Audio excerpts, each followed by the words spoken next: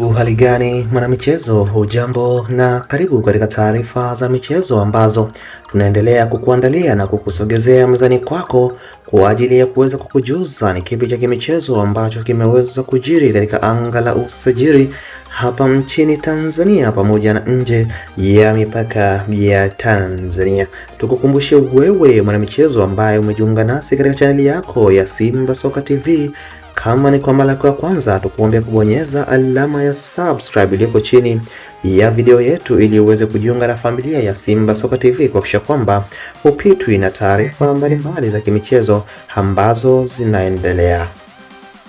Bwana, klabu ya soka ya Wekundu wa Msimbazi imeweza kufanya usajili wa maana kweli kweli katika dirisha dogo la usajili mwaka 2025 mwaka 2029, na tumeweza kuona imeshusha miamba wengi kweli kweli, wakiwemo kina Anseti Ola pamoja na Toure pamoja na wachezaji wengi ambao klabu ya Wekundu wa Msimbazi imeweza kuwashusha kwa kwamba inaweza kufanya safu yake ya kikosi kuwa imara zaidi kuelekea klabu bingwa barani Afrika katika msimu ujao 2026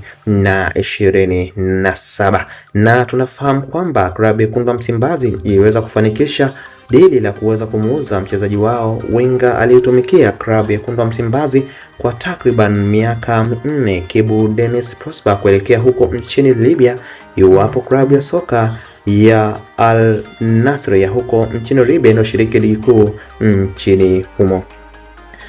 Kibu Denis alimeweza kuuzwa kwa thamani ya dola 300,000 za Kimarekani, ambapo ni zaidi ya milioni 800 za Kitanzania, ambapo klabu ya Wekundu wa Msimbazi wameamua kupasua anga na kuweza kuwekea hadi kusini mwa bara la Europe katika nchi ya Montenegro, ambapo Wekundu wa Msimbazi wametua iwapo ligi kuu soka nchini Montenegro katika klabu ya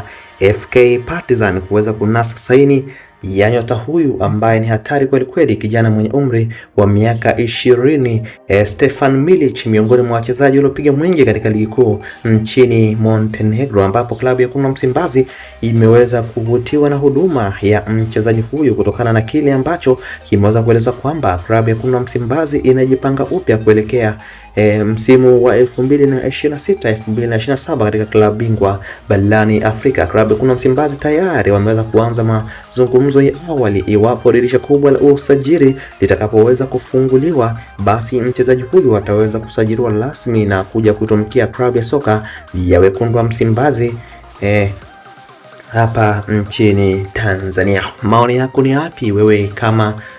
shabiki wa klabu ya soka ya Wekundu wa Msimbazi? Ni kukumbusha usisahau kubonyeza alama ya subscribe ili usipitwe na matukio na taarifa mbalimbali za kimichezo. Asante.